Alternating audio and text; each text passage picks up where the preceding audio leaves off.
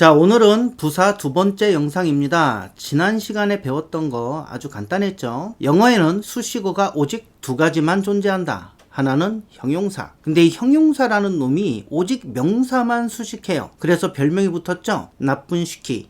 얍삽하다 이거지. 지는 한 가지 일만 하겠다는 거지. 그럼 수식어 중에 이제 남은 거 하나가 부사인데 저 형용사라는 놈이 명사만 책임지겠다고 우기는 바람에 명사를 제외한 나머지 중에 수식이 필요한 놈은 모조리 부사가 책임지게 되었어요. 그래서 결국 형용사는 명사만 수식, 부사는 명사 외에 몽땅 수식, 이런 결론을 내렸죠. 이 결론을 이용해서 우리는 문장 속에 어떤 단어가 부사인지 아닌지, 혹은 어떤 위치가 부사 자리인지 아닌지 판별하는 연습을 했어요. 그 자리가 부사 자리라고 판정되면 당연히 부사를 써야 하는 거고, 이런 너무 뻔한 결론을 얻었고, 근데 그 부사 자리에 만일에 동사를 쓰고 싶다? 그러면 동사를 부사로 바꿔야 한다는 또다시 너무도 빤한 결론을 얻었지요. 자, 그럼 동사를 부사로 바꾸려면 어떡하지? 라는 궁금증이 또다시 너무도 당연히 들었고, 아, 동사 앞에 to를 붙이면 동사가 부사로 바뀌는 거구나 라는 결론. 우리가 수십 년을 영어 문장을 들여다보면서도 저 자리에 도대체 왜 to를 쓰는겨 하는 그런 궁금증을 풀어주는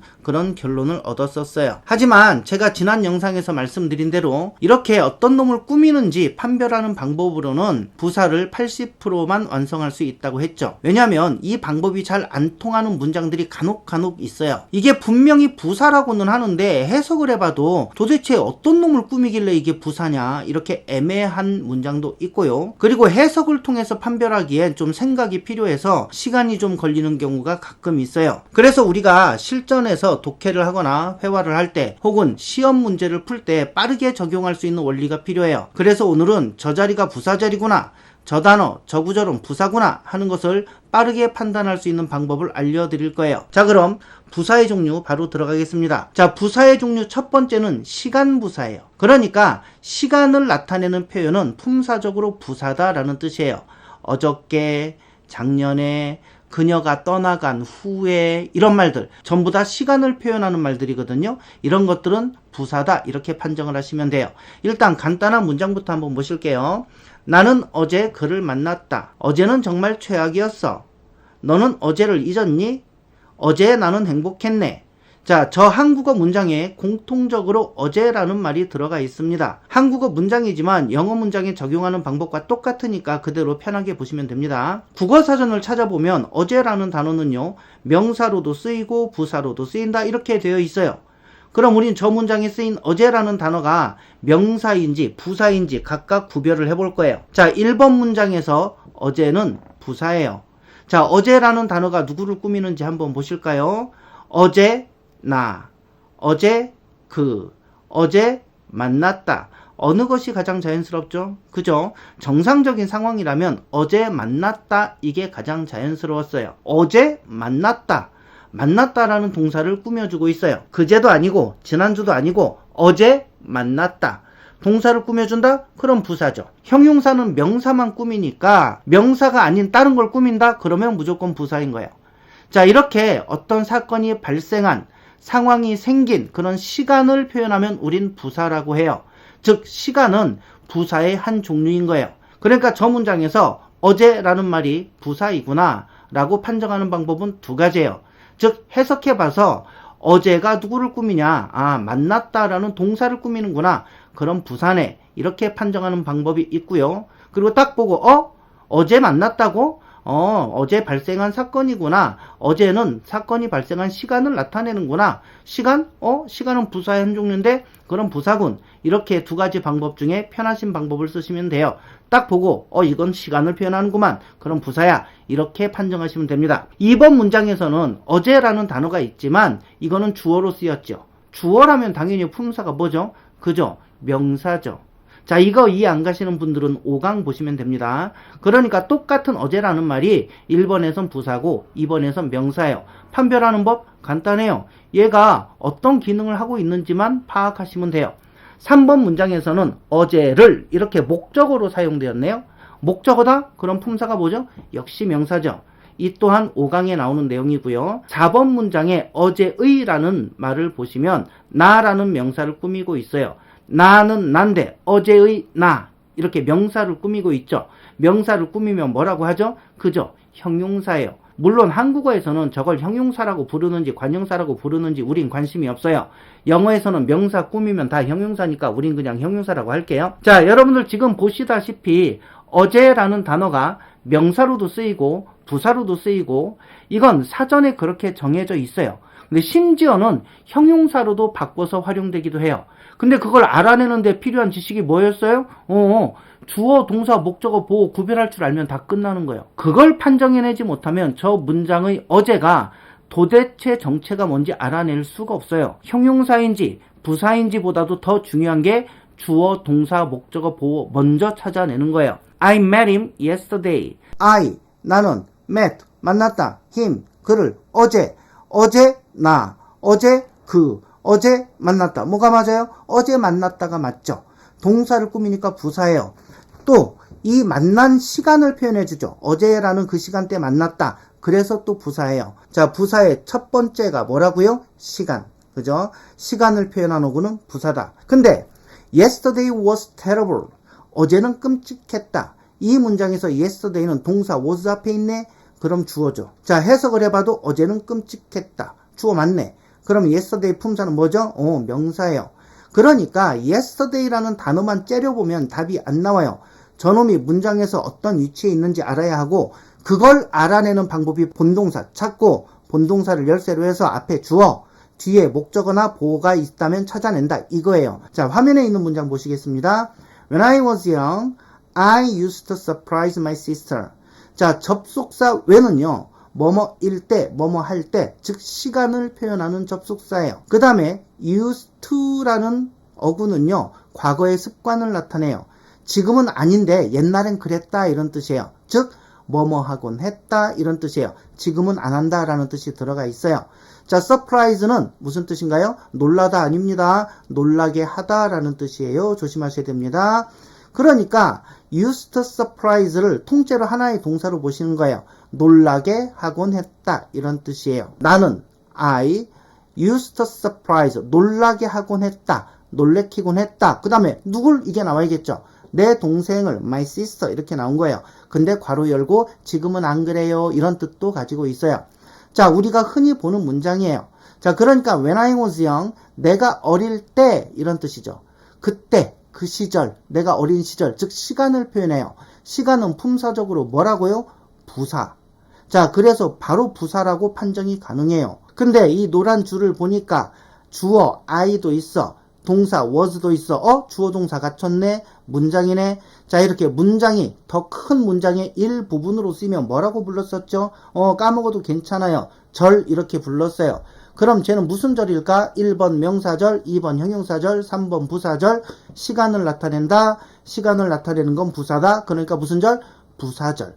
자, 또 시간을 나타내니까 시간이란 말을 붙여요. 시간, 부사절 이렇게도 부르는 거야. 자, 그 다음 하나 더 보겠습니다. When vacation will begins, I'll visit you. 자, 방학이 시작되면 나는 널 방문할 거야. 이런 문장이죠. 자, 저 괄호 안에서 will begin, 미래형을 쓸 거냐, begins, 현재형을 쓸 거냐 이 얘긴데 어느 것이 맞을까요? 자, 방학이 시작될 때를 말하니까 밑줄 친 부분은 시간을 나타내고 시간은 부사에 속하니까 시간 부사절이에요. 접속사 when은 원래 뭐뭐 할 때라는 뜻이지만 이렇게 뭐뭐 하면 이런 뜻으로 해석하는 것이 우리말에서는 더 자연스러운 경우도 있어서 이 문장은 그냥 방학이 시작되면 이렇게 해석하기로 할게요. 자, 그래도 접속사 when은 이 문장에서 기본적으로 뭐뭐 할 때라는 시간을 나타내는 접속사이니까 when 이하는 시간 부사절이에요. 자, 이건 시제 문제입니다. 미래를 쓸 거냐 현재 시제를 쓸 거냐 판단해봐라 이런 문제예요. 자, 이걸 보는 순간 어떤 분들은 이런 거 떠오르실 수도 있어요. 시간 조건을 나타내는 부사절에서는 미래 시제 대신에 현재 시제를 쓴다. 이거 기억나세요? 이거 우리 학교 다닐 때 엄청 외우고 또 시험에도 자주 나왔던 거예요. 아, 도대체 영어 쓰는 인간들은 왜 저런데? 아니, 방학은 앞으로 할 거고 지금 한 게 아니니까 분명히 미래잖아. 왜 또 그걸 현재 시제로 쓰고 난리여 헷갈리게. 외울 거 하나 또 느네?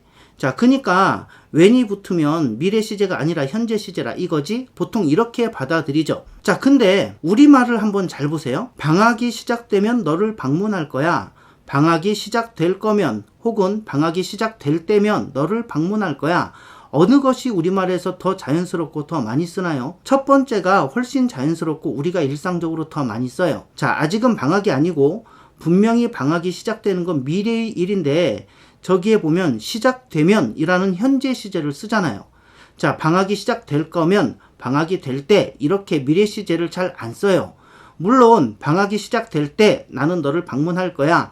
이렇게 미래 시제를 사용할 수도 있지만 우리가 더 많이 쓰는 말은 야, 방학 되면 내가 너한테 갈게. 방학 되면 이렇게 더 많이 쓰죠. 어쨌든 우리도 미래의 일을 이야기하는 시간이나 조건문에서 지금 보시는 것처럼 미래 대신 현재를 쓰기도 하잖아요. 그러니까 영어만 그런 게 아니라 우리말도 그렇다고요. 우리말도 시간이나 조건을 나타내는 부사절에서는 현재 시제를 쓰기도 한다. 이 원리가 있다니까요. 물론 영어하고는 뭐가 다르냐면 영어에서는 시간 조건을 나타내는 부사절에서는 미래 대신 현재를 써야 한다예요. 자, 여기서는 미래를 쓰면 틀려요.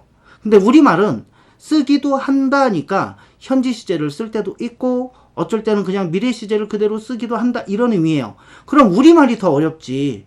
영어는 시간 조건을 나타내는 부사절이면 무조건 미래 대신 현재를 쓰기로 정해져 있어요. 그렇게 하면 돼요. 근데 우리말은 또 어떤 건 현재 시제 쓰고 또 어떤 건 미래 시제 쓰고 이렇게 또 고민을 해야 돼. 우리말 진짜 어렵죠? 자, 그러니까 결국 시간 조건을 나타내는 부사절에서는 미래 시제 대신에 현재를 쓴다.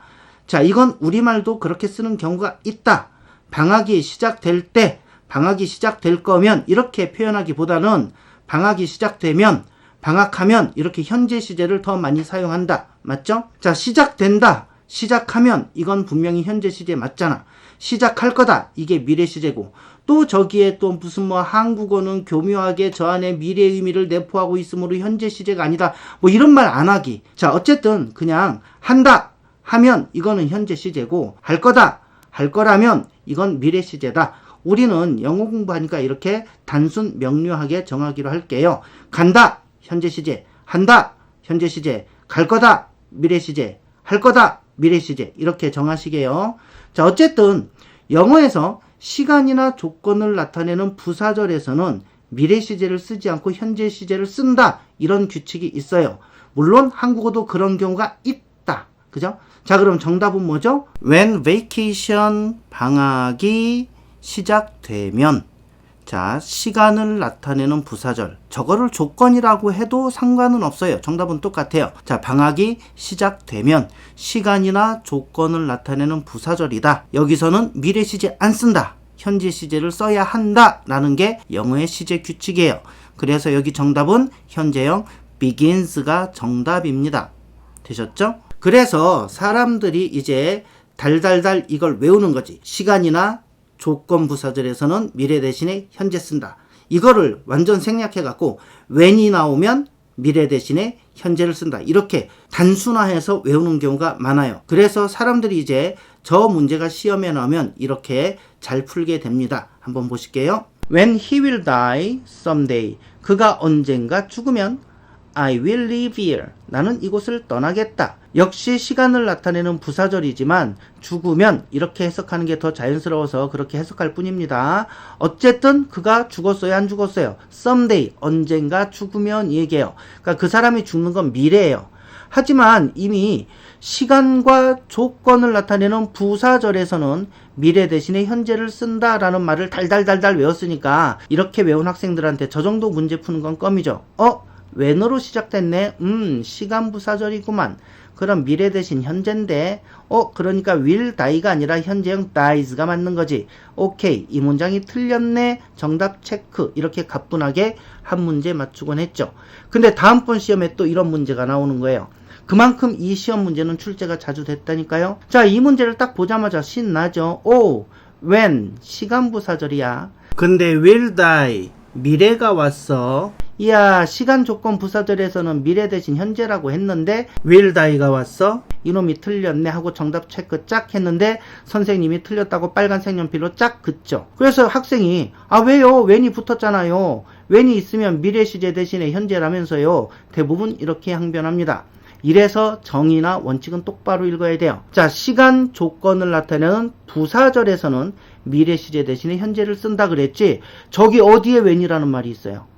그랬더니 아니 when 붙으면 시간 부사절이잖아요. 아니 누가 그래? when이 붙으면 시간 부사절이라고 다 그렇다고 누가 그래? 선생님들은 그런 거 가르친 적이 없어요. 저도 그렇게 가르쳐 본 적이 없어요. 뭐뭐 할 때 이렇게 시간으로 해석되니까 시간 부사절이지 when이 붙으면 시간 부사절이다 이렇게 가르쳐 본 적은 없어요. 근데 학생들은 when이 붙으면 다 시간 부사절이라고 막 자기들 맘대로 받아들이는 거예요. 자, 저 문장을 한번 다시 잘 보세요. 그래서 항상 제가 본동사 찾고 주어동사 목적어 찾으라고 하는 거예요. 이 원칙만 매번 지켜도 이런 함정에 절대 빠지지 않아요. 자, do you know? 너 아냐? 자, 주어동사 쉽게 찾아지죠? do you know? 너 아냐? 그럼 본동사 찾으면 뭐하라 그랬어요? 앞에는 주어, 그리고 뒤에 뭐가 와야 할지 봐라. 본동사는 know, 안다. do you know? 너 아냐? 그럼 뒤에 뭐가 와야 돼요? 뭘, 이게 와야죠. 뭘. 너 알아? 뭘, 이게 와야죠. 뭘 아는지가 와야 돼요. 자, 반드시 나와야 되죠. 나와도 되고 안 나와도 되는 거 아니죠. do you know? 너 아냐? 그랬으면 뭘 아는지 반드시 나와야 된다니까. 자, 뭐를, 을에게 이걸 우리 목적어라고 하죠. 그럼 저 노란 밑줄은 목적어예요. 선생님 혹시 시간 부사절일 수도 있지 않나요? 시간 부사절이라면 do you know 다음에 반드시 목적어가 뭔가 먼저 나와야 돼요. 자, do you know 다음에 먼저 나오는 말이 목적어인 거예요. 그렇게 영어 문장이 배치가 되게 돼 있잖아요. 그래서 여러분들이 삼형식 동사, 주어, 동사, 목적어 이렇게 알고 있는 거예요. 그 얘기가 뭐예요? 동사 썼으면 목적어 필요하면 반드시 목적어 먼저 쓰란 얘기예요. 자, 그래서 결국은 do you know, 너 아냐, 뭘, when 이하를 아냐 이 얘기예요. 목적어 맞죠? 목적어 자리네요. 어떤 품사가 와요? 목적어 자리엔 명사 오죠. 명사는 주어, 목적어, 보호로 쓰인다. 거꾸로 주어, 목적어, 보호 자리에 명사만 온다. 우리 이거 5강에서 배웠어요. 목적어 자리에 왔네? 그럼 쟤는 명사예요. 명사. 근데 저 안에 he라는 주어도 있고 will die라는 동사도 있어요. 자, 주어 동사를 갖췄다? 그럼 우린 그걸 절 이렇게 불러요. 목적어 자리에 온 절이네. 즉 명사 자리에 온 절이네. 그럼 쟤는 무슨 절? 명사절, 형용사절, 부사절. 정답은 그쵸, 명사절이에요. 그럼 아까 그 원칙을 다시 한번 보세요. 시간과 조건을 나타내는 무슨 절? 부사절, 부사절이라고. 그러니까 시간이나 조건을 나타내는 부사절에서는 미래 시제 대신에 현재를 쓴다. 그럼 부사절이 아니야, 명사절이야, 쟤처럼. 그럼 어떻게 하라는 얘기예요? 원칙대로 미래 시제는 미래 시제로 써라 이 말이에요. 그럼 아까 그 원칙 다시 보세요. 시간, 조건을 나타내는 부사절. 시간과 조건을 나타내는 무슨 절? 부사절이라고 분명히 그렇게 써 있잖아요. 그러니까 시간이나 조건을 나타내는 부사절에서는 미래 시제 대신에 현재 시제를 쓴다라고 원칙이 정해져 있는 거예요. 그럼 부사절이 아니면 그냥 미래 시제는 미래 시제로 써야지 원래대로. 그죠? 자, 시간 조건을 나타내는 부사절에서 예외적으로 미래 대신에 현재를 쓴다 이런 거였으니까 명사절에서는 그냥 원래대로 하던 대로 그냥 당연히 미래는 미래로 쓰는 거예요. 그러니까 밑줄 친 쟤는 명사절이에요. 부사절이 아니에요. 그러니까 원칙대로 가. 미래 시제는 그대로 미래 시제로 써. 현재 시제로 쓰는 건 시간 조건 부사절에만 해당하는 거야. 자, 이해가 되세요? 그러니까 저기에는 정답이 will die가 정답이 되는 거예요. 자, 그럼 다시 한번 주어 동사 목적어 가려내는 거 중요해요, 안 중요해요? 지금 보니까. 그래서 명사절, 부사절 가려낼 줄 아는 거 중요해요, 안 중요해요? 꼭 시험이 아니더라도 시간, 조건, 부사절 우리 일상생활에서 엄청 많이 써요. 이거 모르고 시제를 어떻게 정하시게요? 하나 더 해볼까요? When you will be free next week. 네가 다음 주에 좀 한가하면 you should finish it. 오케이? 너 그거 끝내야 한다. 끝내는 게 좋아. 이런 뜻이네요. 자, 그럼 다음 주에 한가한 거니까 원래는 미래를 써야 하겠죠? 근데 한가할 때, 이건 분명히 시간을 표현하는 게 맞아요. 뭐뭐 할 때 이런 뜻이니까. 그래서 저건 시간 부사절이 맞습니다. 시간 부사절에서는 미래 대신에 현재를 쓴다 했으니까 정답은 뭐예요? 아가 맞아요. 그랬더니 저 말을 들은 친구가 나 계속 바쁠 것 같아. 시간이 안 날 것 같은데? 그랬더니 이제 다시 이렇게 묻죠? 언제 한가해질지, 언제 시간이 날지 내게 말해줄 수 있어? 이렇게 묻는 겁니다. 영어로 어떻게 하면 될까요? 내게 말해줄 수 있어? 이거는 can you tell me? 이거죠. 여러분들 너무나 많이 쓰던 거지요. 많이 배우셨고요. can you tell me? 나에게 말해줄 수 있어? 자, 뭘 말해달라는 거지? 네가 언제 한가해질지 그걸 말해달라고. 그럼 뒤에다가 Can you tell me when you will be free? 이렇게 쓰시면 되죠. 문제는 시제죠. 자, 저 빨간색 밑줄 친 부분의 정체를 밝혀볼 거예요. tell, 말해주다 라는 뜻이에요. me, 나에게. 뒤에 또 뭐가 와야 되죠. 야, 내가 너에게 말해줄게 하고 친구가 말하면 여러분들은 당연히 뭘 말할 건데 뭘 이렇게 물어볼 겁니다. 그러니까 동사 tell, 얘는 말해주다 라는 뜻인데 이 말해주다 라는 뜻 때문에 뒤에 반드시 누구에게 말할 거냐, 뭘 말할 거냐, 이게 와야 되는 거예요. 여기에서도 보시다시피 동사의 뜻을 정확히 파악해야 그 뒤에 뭐가 와야 할지 정해지는 거예요. 그리고 이건 영어 실력이 아니라 기본적인 한국어 실력만 있어도 가능합니다. 그래서 동사가 문장의 설계도다, 모든 것의 실말이다, 이렇게 제가 계속 말씀드리는 거고요. 그러니까 저 빨간 밑줄 친 부분은 말해줄래, 나에게, 뭘 할 때 이 뭘 이 부분이에요. 즉 목적어에 해당합니다. 자, 목적어 자리에는 어떤 품사가 오죠? 그죠, 명사가 오죠. 그럼 저 빨간 줄은 무슨 절일까요? 명사절, 형용사절, 부사절, 셋 중에 어느 거? 그쵸, 목적어 자리에 왔고 그건 명사 역할을 한다는 얘기니까 명사절이에요. 그럼 미래를 현재 시제로 쓴다라는 법칙은 시간이나 조건을 나타내는 부사절에 해당하는 말이니까 명사절에는 적용하면 안 되겠죠? 그냥 원래대로 미래 시제는 미래 시제로 쓰라는 거예요. 그래서 정답은 뭐가 돼요? will be 이렇게 됩니다. 다시 한번 말씀드리지만 이 부분 잘 이해 안 가시는 부분 괜찮아요. 그냥 저런 것도 있구나 하고 넘기셔도 괜찮아요. 시제편에 가시면 제가 찬찬히 다시 설명을 드릴 겁니다. 지금은 시간 부사절이니 명사절이니 이런 걸 구분하는 게 얼마나 중요한지 그걸 알려드리고 싶어서 이걸 예로 들어드리는 거예요. 자, 목적어를 찾아내서 명사 자리구나, 이걸 판단할 능력이 없으면 정말 따로따로 저 문장들 다 외워야 돼요. 어떨 때는 will be free, 어떨 때는 그냥 are free, 어떨 때는 미래 시제, 어떨 때는 현재 시제, 그 문장을 다 외워야 돼요. 너무 끔찍하잖아요, 그건. 그죠? 게다가요, 저런 대화는 일상에서도 정말 많이 쓰이죠. 야, 이번 일요일에 놀러 가자. 몇 시부터 한가한지 알려줘. 이거 우리가 맨날 쓰는 말들이잖아요. 그죠? 자, 그 다음 문장 가보겠습니다. As soon as he will arrives, I will leave here. 자, as soon as는요, 저 세 단어가 통째로 하나의 접속사예요. 뭐뭐 하자마자 이런 뜻이에요. 그 다음에 arrive는 도착하다 라는 뜻이죠. 자, 그럼 어떻게 해석하면 될까요? as soon as가 뭐뭐 하자마자니까 그가 도착하자마자 나는 떠날 거다 이런 뜻이에요. 누군지 모르지만 딥다 싫은가 봐요. 자, 이거 해석부터 한번 한국어 해석부터 잘 보세요. 도착하자마자 이렇게 현재형을 써버렸어요. 도착할 거자마자 이러지 않았어요. 미래형 안 썼어요. 그럼 저 문제의 답은 미래를 써야 될까요? 현재를 써야 될까요? 한국어만 봐도 답이 나와요. 도착하자마자, 현재 시제로 분명히 썼죠. 도착할 거자마자 이렇게 미래형이 전혀 들어가 있지 않아요. 그래서 현재 시제를 쓰셔도 돼요. 이렇게 한국어에서도 시간을 나타내는 부사절에서는 그죠? 그가 도착하자마자 우리도 현재 시제를 쓰는 경우가 있다니까요. 그죠? 자, 도착하자마자 이거는 동시성을 나타내는 시간 표현이에요. 이렇게 시간을 표현하면 품사적으로 부사에 해당한다고 했죠? 그래서 저 노란 밑줄 부분은 시간 부사절이에요. 자, 근데 그 사람 아직 도착했어요? 안 했어요? 아직 도착 안 한 거죠? 그러니까 그 사람이 도착하는 건 분명히 앞으로 도착하면 나 갈 거야 이 얘기인데 아직 도착은 안 했거든요? 그럼 당연히 그 사람이 도착하는 건 앞으로의 일이니까 미래 시제를 써야 하겠지만 동시성이네. 뭐뭐 하자마자. 그럼 시간을 표현하는 방식이구만. 즉 시간 부사절이구만. 그럼 미래 시제 대신에 현재 시제를 써야 되는구만. 그래서 정답은 will arrive가 맞느냐, arrives가 맞느냐. 어떤 게 정답? 현재 시제 arrives가 맞다. 이렇게 되는 거예요. 그리고 저 밑줄 친 문장이 부사라는 것은 부사 1강에서 배운 방법을 써도 파악할 수 있어요.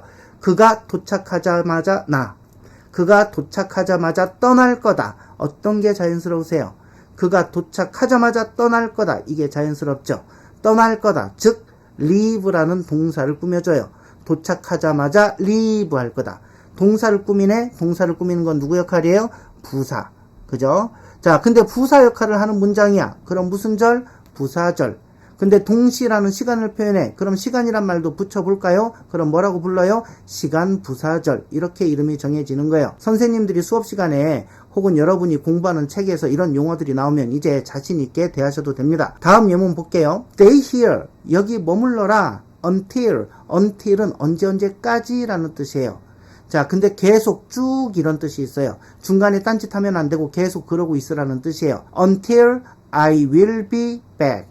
I am back. 내가 돌아올 때까지 여기에 있어라.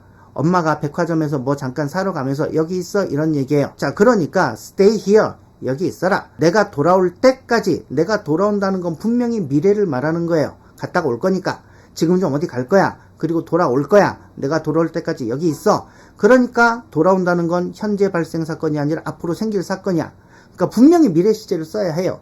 근데 내가 돌아올 때까지, 그때까지 이것도 시간을 표현한 거예요. 자, 시간을 표현하는 거구나. 그때까지. 그럼 품사적으로 뭐예요? 부사예요. 자, 부사의 종류 첫 번째, 시간. 우리는 지금 그걸 공부하고 있는 거예요. 그럼 저 노란 밑줄은 언제까지라는 시간을 표현하네. 시간을 표현하면 부사라고 했지. 근데 주어 동사를 갖췄네. 문장이네. 이걸 다른 말로 뭐라 한다 했지? 절. 그럼 시간을 표현하니까 부사. 문장이니까 절. 시간 부사절 이렇게 부르면 되겠구먼. 근데 시간 부사절에서는요. 미래 대신에 현재 쓴다며? 그럼 정답은 그렇죠. am. 이게 정답이 되는 거예요. 자, 두 커플이 백화점에 쇼핑을 갔어요. 남자 2명, 여자 2명. 서로 커플이에요. 서로 친한 커플들이에요. 여자친구들은 옷을 사러 왔어요. 남자들은 뭘 사러 왔을까? 사긴 뭘 사? 그냥 끌려온 거예요. 남자들은 일반적으로 대형마트나 백화점 가서 30분만 있어도 진이 다 빠져요. 힘들어요. 근데 여자분들은 30분이면 이제 탐색 다 끝내고 본격적으로 쇼핑할 시간이에요. 그러니까 많은 남자들이 여친이나 아내가 백화점 가자, 대형마트 가자 그러면 진짜 소가 도살장 끌려가듯 가는 거예요. 물론 안 그런 남자들도 많아요. 저는 대형마트 좋아해요. 특히 시식코너 너무 좋아해요. 자, 어쨌든 저 여자친구들은 둘이서 옷을 사러 갈 거예요. 다행히 남자친구들을 풀어주네요. 자, 그러면서 야 3시까지 이 자리에서 만나자 이렇게 얘기해요. 3시까지 언제까지 시간을 표현하는 말이죠. 그러니까 이것도 부사예요. 근데 위에서 우리 언제까지라는 말 until 얘를 배웠어요. 근데 이건 여기서 못 써요. 지금 상황은 뭐냐면 이제 여자친구들이 남자친구들을 풀어주면서 야 니들이 뭘 해도 상관은 없어. 근데 3시까지만 일로 와. 이런 뜻이에요. 그러니까 계속적 의미가 없어요. 결과만 보겠다 이거예요. 니들이 PC방을 가든 편의점에 앉아서 아를 마시든 뭘 해도 상관은 없다. 어쨌든 3시까지만 와라. 즉 중간 과정은 관심 없다. 결과적으로 3시까지만 와라. 이런 말이에요. 이럴 때는 by를 사용합니다. 그래서 3시까지 by 3 o'clock. 또는 그냥 by 3 이렇게 쓰시면 돼요. 여친들도 남친들이 백화점 오는 거 별로 즐겁지 않다는 거 알아요. 그래서 미안하기도 하고 고맙기도 해서 평소와는 달리 부드러운 어투로 말합니다. 3시까지 너희들이 여기로 와주면 좋겠어? 분명히 부탁하는 말투죠. 하지만 거역하면 생명이 위험해요. 자, 이럴 때 쓰는 표현이 바로 need예요. 상대방에게 이렇게 좀 해줬으면 좋겠어 이런 표현이 바로 need예요. 그러니까 이때 need는 필요하다라는 뜻은 아니고 뭔가를 원해 이런 뜻이 되는 거예요. 자, 나는 너희들이 3시까지 여기에 와줬으면 하고 원해 need. 이 문장을 지금 영어로 바꿔볼 거예요. 일단 한국어를 영어 어순으로 바꿔야죠. 동사는 원해 need를 쓰자고 했죠. 주어는 나 이게 주어죠. 원하다의 주체니까 누가 원해? 내가.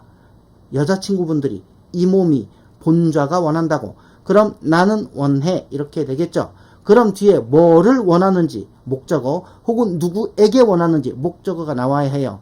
근데 저 한국어 문장에서 너희들이 라고 마치 이가 붙어갖고 주어인 척 하는 애를 빨리 잡아내야 돼요. 영어 문장에서는 목적어 자리에 들어갈 놈들이 한국어에서는 저렇게 주어 비스무리하게 위장하고 있는 놈들이 많아요. 자, 그럼 목적어는 너희들이에요. 나는 원한다. 너희들에게 이렇게 놓으시면 돼요. 이렇게 너희들이 이 단어를 너희들에게 이렇게 잡아내는 게 또 중요한 포인트이기도 하죠. 그러니까 영작 잘하려면 한국어 문장도 잘 분해할 줄 알아야 돼요. 근데 우린 한국 사람이니까 이건 조금만 연습하면 금방 다 합니다. 자, 너희들 즉 목적어가 해야 할 행동은 뭐예요? 그쵸? 일로 오는 거예요. 나는 원한다. 너희들에게 뭘 원하냐? 니들이 여기에 오기를 원한다. 여기에 오는 건 누가 와요? 너희들이 오는 거야. 너희들. 즉 목적어가 오는 거야. 목적어의 동작이나 상태, 즉 목적 보호가 이제 와야 되는 거예요. 목적어 다음에는 목적어의 행동, 즉 목적 보호가 위치하는 거예요. 그래서 나는 원해 너희들에게 여기에 오기를 이렇게. 그 다음에 몇 시까지? 3시까지. 결국 완성해보면 이런 문장이 나오죠. 나는 원한다. 너희들에게 여기에 오기를 3시까지. 조심하실 것은 여기에 오기를 이렇게 을을이 붙었다고 목적어라고 생각하시면 안 돼요. 그런 분들 가끔 계십니다. 자, 목적어의 동작이나 상태를 나타내는 거죠. 이건 무조건 목적 보호예요. 우리말에 맞춰서 해석하다 보니까 어쩔 수 없이 을을 이렇게 표현되는 경우도 있는데 역시 이런 거에 휘둘리지 않으려면 용어의 정확한 정의를 알고 그대로 적용만 하시면 돼요. 목적어의 동작이나 상태를 나타낸다? 그럼 해석이 뭐가 됐든 간에 이건 무조건 목적 보호예요. 아셨죠?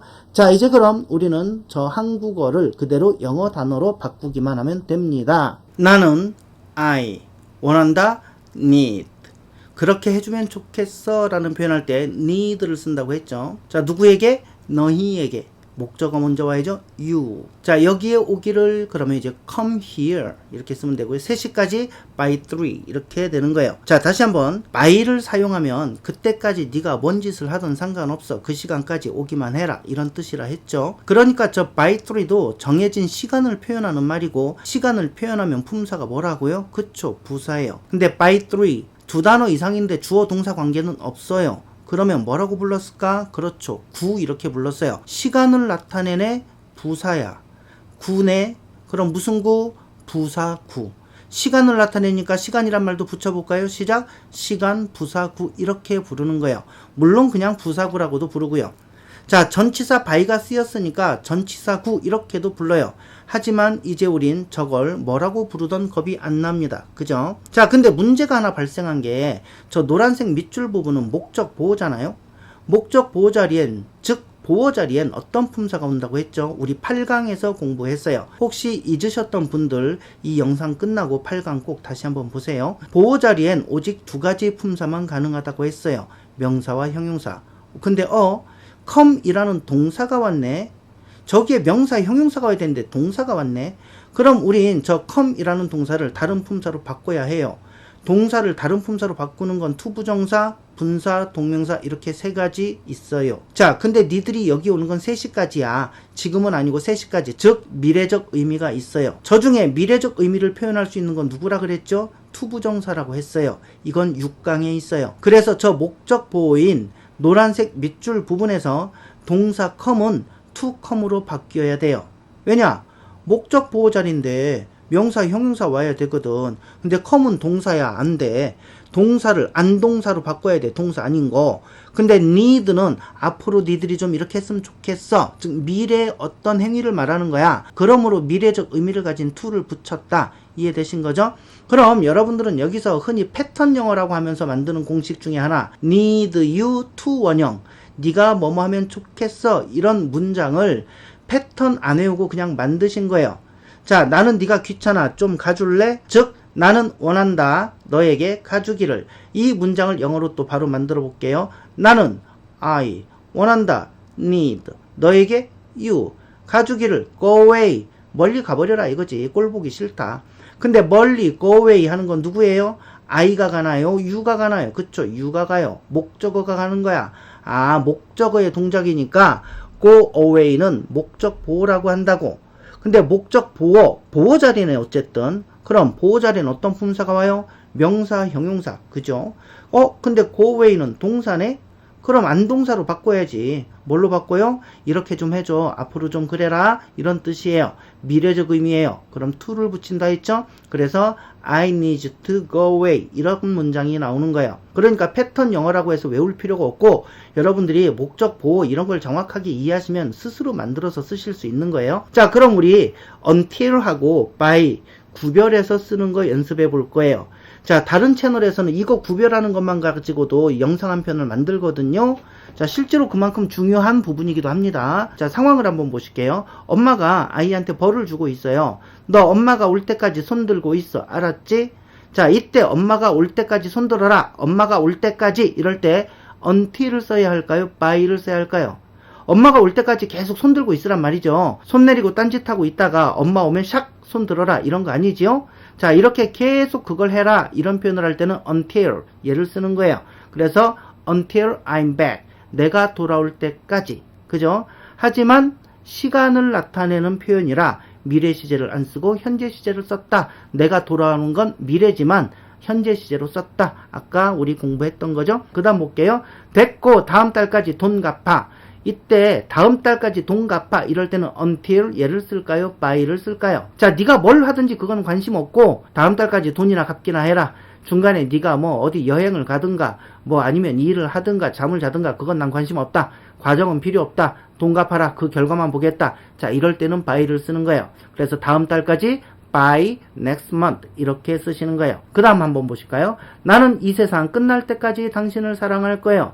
이 말 믿고 결혼했더니 아니 이 인간이 자꾸 다른 여자를 만나고 다니네. 야, 너 이 세상 끝날 때까지 나만 사랑한다며? 응, 그랬지. 근데 왜 약속 어겨? 나 약속 어긴 적 없다. until 대신 by를 썼을 뿐이야. 이거 이해하시는 거죠? 이거 이해해야 웃긴 건데 큰일이네. 우린 보통 이 세상 끝날 때까지 당신을 사랑할 거예요 이렇게 사기를 칠 때 이 얘기는 뭐냐면 지금부터 이 세상 끝날 때까지 계속 너만 사랑할게, 즉 계속의 의미잖아요. 그래서 원래는 당연히 until the end of the world 이렇게 쓰는 게 맞는 거예요. 근데 저 인간은 슬쩍 by로 바꾼 거지. by는 뭐예요? 중간은 상관없고 이 세상 끝나기 1초 전에만 너를 사랑하면 되는 거예요. 그죠? 자, 그 다음 한번 볼까요? 저는요, 제 영어가 완성될 때까지 설명 요정 채널과 함께 할 거예요. 감사합니다. 꼭 그렇게 해주세요. 자, 저기서 제 영어가 완성될 때까지, 저 때는 until일까요? by일까요? 당연히 until이겠죠. 영어가 완성될 때까지 계속 함께 한다 이거니까. 그래서 until my English is completed. 자, 완성되는 건 미래지만 그때까지, 언제까지 시간을 표현하니까 자, 시간 부사절에서는 미래 대신에 현재를 쓴다. 그래서 will be가 아니고 is라는 현재 시제 비동사가 온 거 조심하시고요. 자, 이번에는 아까 했던 문장 I need you to go, 이 문장 이쁘게 읽는 거 알려드릴게요. 기껏 알려드렸더니 밖에 나가서 쓰신다고 I need you to go 이러시면 정말 곤란하거든요. 자, I need you 하지 마시고 need you를 합치면 need가 돼요. need. 그래서 I need you 이렇게 하시는 거예요. 자, 이거 충청도 분들 잘해요. 기주, 맞주, 아니주, 그죠? 니주. 근데 저기에 아니주 그대로 발음하시면 돼요. 왜냐고요? 여러분들 주어 I 잘 보세요. 이중모음이잖아요. 우리 회화편에서 배웠죠? 이중모음은 앞에 모음만 발음하는 경우가 많다고 했죠. 그래서 이가 아니고 아까지만 발음할 때도 많아요. 그래서 그 다음은 니주 합치면 아니주, 아니주. 오, 충청도 사투리 아니주, 기주, 맞주 똑같네. 야, 영어가 충청도 사투리에 영향을 받았어요 라고 막 주장하고 싶어지죠. 자, 그 다음 서름 T 한번 볼까요? T 발음은 에너지도 많이 들고 침도 튀어. 그래서 T가 D로 또 D가 리을로 변한다고 했죠. 그냥 편하게 발음하려고 그런 거예요. 다른 이유 없어요. 그래서 아니주까지는 잘했어. 아니주 to go away 했더니 침 튀어서 욕먹죠. 그래서 T 발음을 D 발음으로 약화시키는 거예요. I need you to go away. I need you to go away. to가 do로 변했는데 힘을 빼면 더 이렇게 돼요. 그래서 I need you to go away. 이렇게도 발음해요. 근데 더도 더 귀찮아. 리을로 바꿔. I need you to go away. 그래서 한국 사람들은 I need you to go 이렇게 얘기를 하고 원어민들은 I need you to go, I need you to go, I need you to go 이렇게 가버려요. 그러니까 우리가 알아듣기 힘들죠. I need you to go 이렇게 하던 사람들이 원어민들이 I need you to go 이렇게 발음해버리면 이걸 어떻게 알아듣겠어요. 그죠? 이거 많이 소리내서 읽어보세요. I need you to go, I need you to go 친근하잖아요. 충청도 사투리도 앞에 들어가 있어. I need you. 그죠? 자, 오늘 영상 정리해보겠습니다. 부사의 종류 중에 첫 번째 공부하셨어요. 시간. 시간을 표현하는 말은 부사에 속합니다. 근데 이것 때문에 얼떨결에 우리가 지금 시제 공부도 했죠. 시간이나 조건을 나타내는 부사절에서는 미래 시제 대신에 현재 시제를 쓴다. 저는 다음 영상에서 뵙겠습니다. 시청해주셔서 감사합니다. 행복한 하루 되세요. 끝이에요.